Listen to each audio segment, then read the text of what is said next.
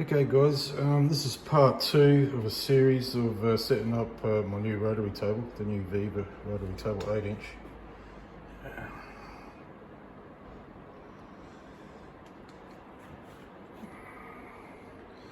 And what I'm doing in this video is I need to make a mounting plate for a 3-jaw self-centering chuck. I've ordered the chuck 6-inch and it's still en route, but while I was waiting I thought I'd start getting the mounting bracket, mounting plate ready. I'm going to be using an old gym weight, so it's cast iron. It's just under 200 mil, and it's a cheap way of doing it, because for me to go and source some steel, I either get mild steel flat bar 15-20 mil and then cut the circle out and then machine it. So it's a lot of work and I've got to spend money. Or I could buy a small piece of cast iron or whatever in a round, and it's just expensive. So this will work out perfect. So, but don't get me wrong, extra work in getting the blank ready. But hey, it's cost me nothing. I've had this lying around for years. So that's what I'm going to do, guys. First, so to get this into the lathe, I can't grab it on the outside just yet because it's being tapered like that. It'd be a bit too dangerous to throw in the into the jaws. So the first thing I'm going to be machining is the side here. So to do that, I'm going to make up a little arbor so I can hold it in the center, so therefore I can machine this outer edge here. And nothing is concentric on this this barbell weight, so hopefully I'll make up this arbor and it spins relatively okay without massive wobbles or anything. So but anyway, I'll start making this arbor and I'll get back to you. I'll get back to the video. Okay, so I've made up the arbor, and I'm gonna set it up in the 4-jaw independent chuck, and there's just a flange washer there with a bolt, so a little bolt.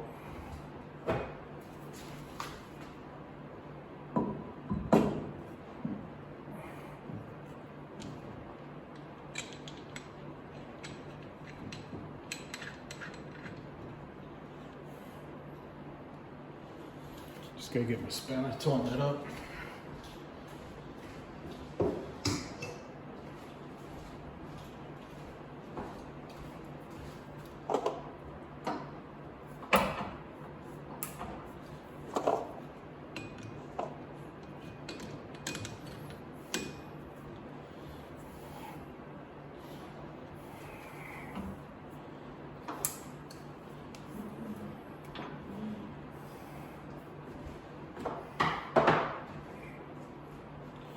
Turn it on, see what it runs like.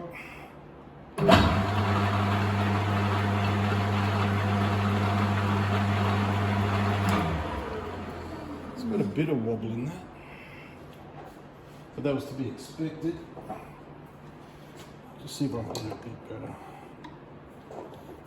Changing the position.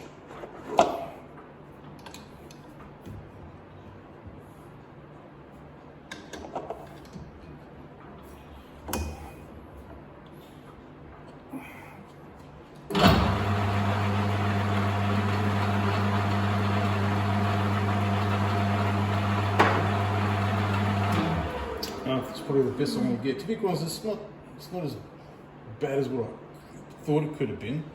I just take the camera out and I'll get a better angle of it so I can show you. Okay, I've got the camera in my hand now, just to show you how it's spinning. Just turn the lathe on. Bit of a wobble there, but that's not too bad. For a cast iron weight that's not concentric about it, so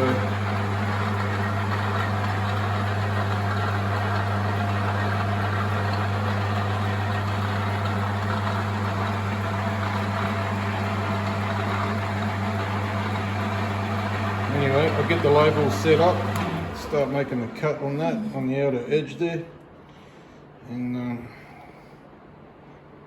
see how she turns out.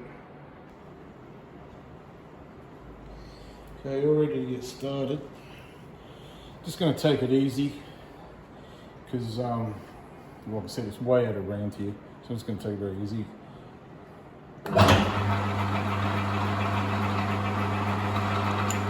For my first pass, I'm just going to go in 1/4 mil.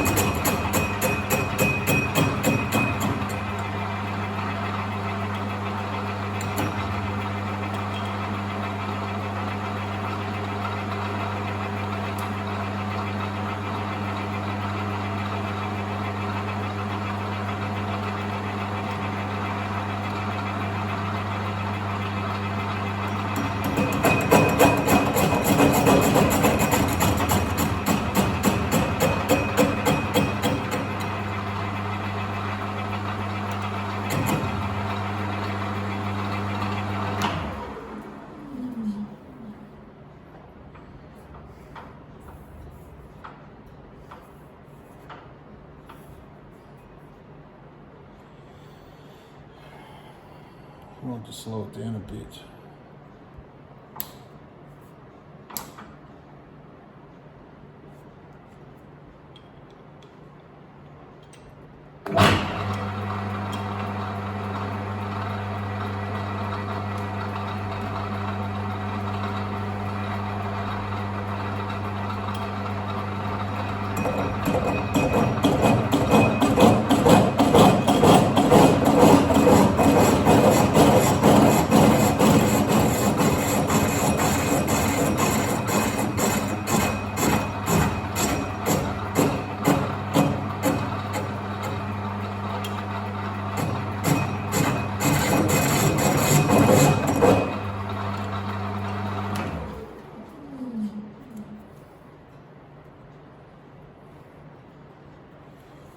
Anyway, I'm going to persevere with this, and just turn the camera off, persevere with this, don't want to bore you to death. Yeah, I played around with it a bit. I was getting too much cheddar when I first started. So yeah, I threw the 3-jaw chuck in there, and what I did, I put the arbor hard up as close as I can to the weight, and I put a carbide tip tooling in there and slowed the speeds and feeds, and I was getting a lot better cuts. So I don't need to take too much more off this, because by the time I flatten the faces, I will lose a fair bit on those outer corners. So I'll just put the camera, I'll set the camera back up, and I'll just do the final cut, and then I'll get ready to set this up in the chuck to start facing it and boring out the center hole. Okay, I'll just set the camera up, guys.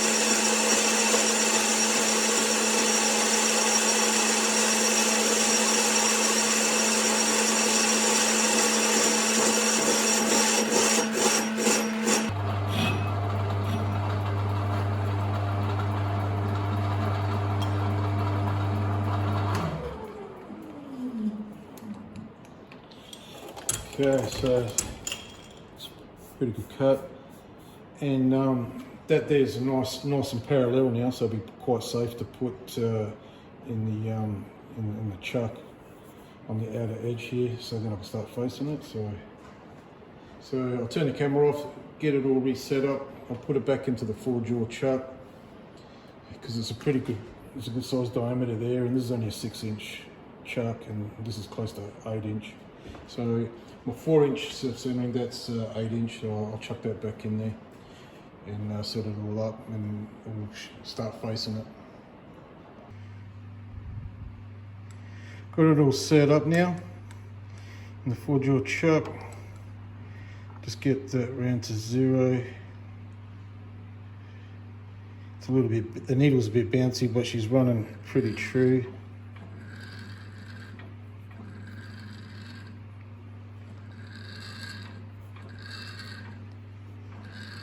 So pretty happy with that.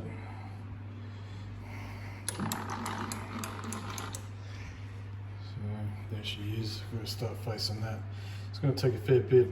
It's going to take a while to face that because to get all these contours out and get to a flat surface, it's going to take me a while. But like I said, I've got this material for free. It's just been sitting around for years, and nothing wrong with recycling some old gym weights. So anyway,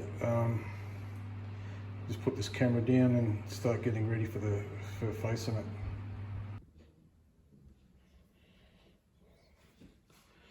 Just about to get ready to start this now. You may want to turn your volumes down because this is going to get loud.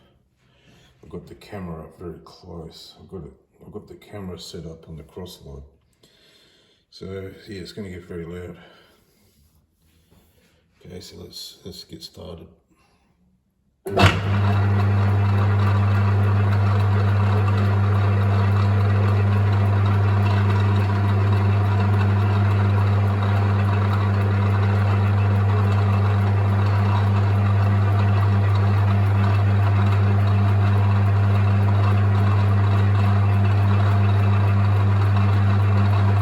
Got a fair bit of wobble in it, so it's going to take a while before we get it down to an even plane.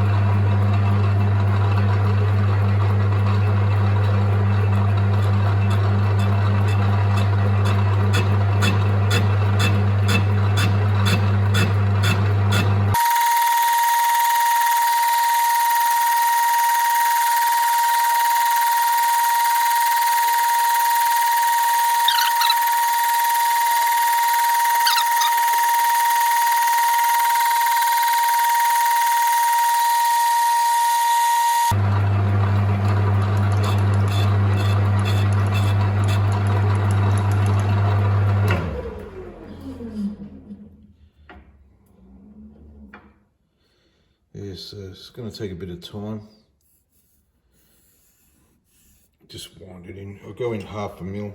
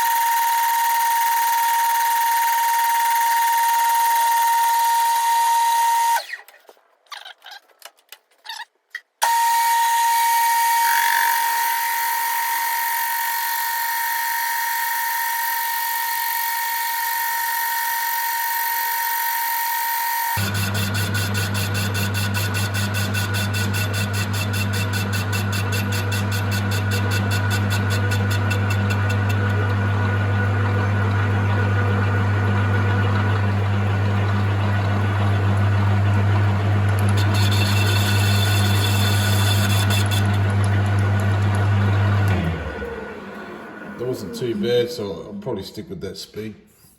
See how we go. Okay, I'm going to go off camera now. Don't want to bore you to death.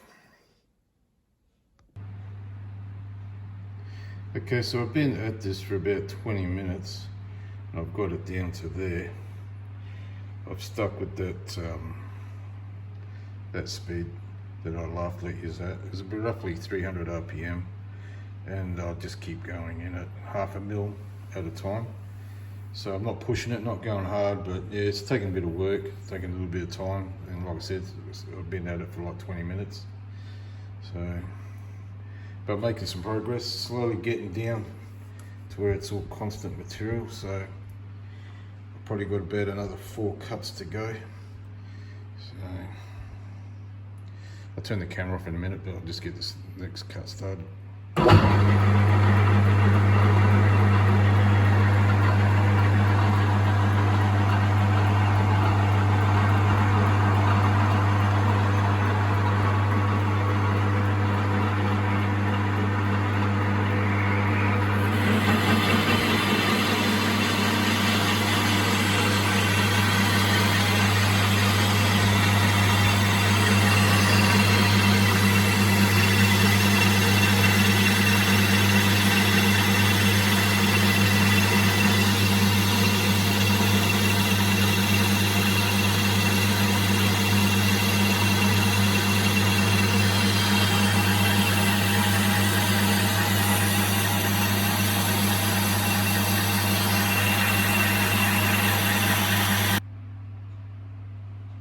Okay guys, I finally got it down to smooth like that, and so I'm just about to do a finishing pass on this. So I've increased the speed, and so far I've got to say I was pretty impressed with the carbide tip. I only use cheap ones, and usually these ones that I've used, intermittent cuts, they sort of chip, but this one's hanged in pretty good. I've just put a fresh one in now just for this finishing pass, just to see if I can get this nice and smooth. Yeah, I'll get started with it.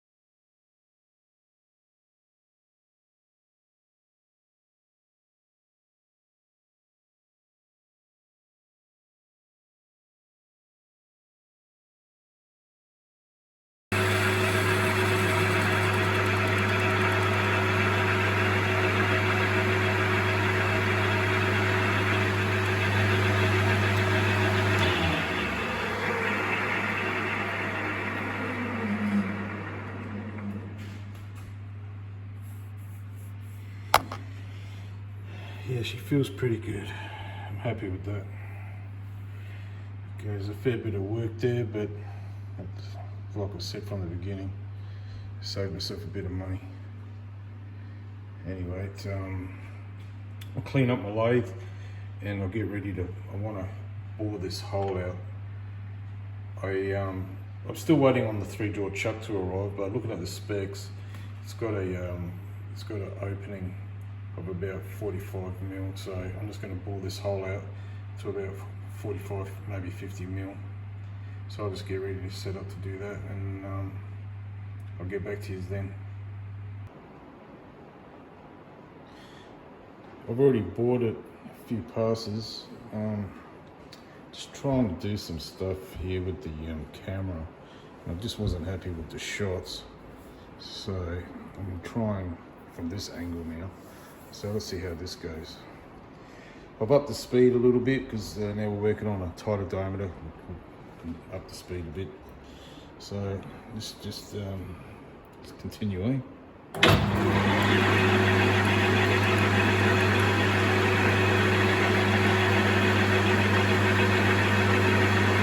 Just touch off.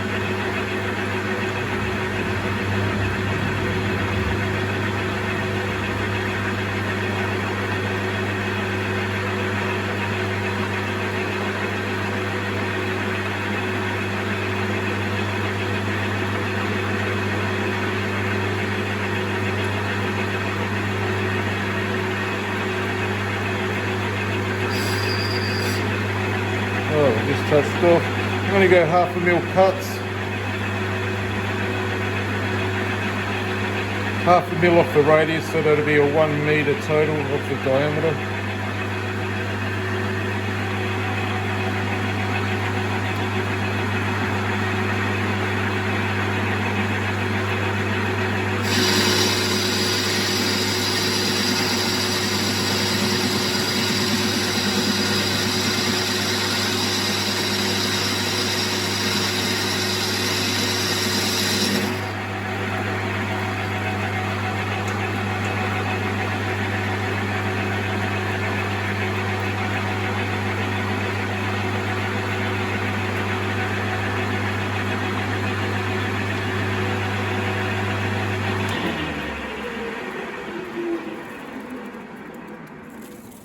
So I took 1/2 mil cut quite easily, and it's a meter off the diameter. I'll do the rest off camera. I'm gonna bore this out a total diameter of about 50 mil. The 3-jaw chuck that I bought, I'm looking at the specs because I'm still waiting on it to be delivered, but looking at the specs, it's saying that it's got like a 45, I think it was by memory, 45 mil hole. So I'm gonna go 50. And yeah, so I'll do this off camera, guys.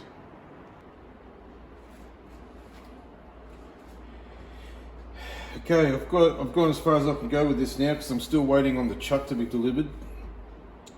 But it's turned out good. I'm really happy with it. It's going to do the job. It does not look like a barbell now. So it was good that I repurposed that bit of cast iron.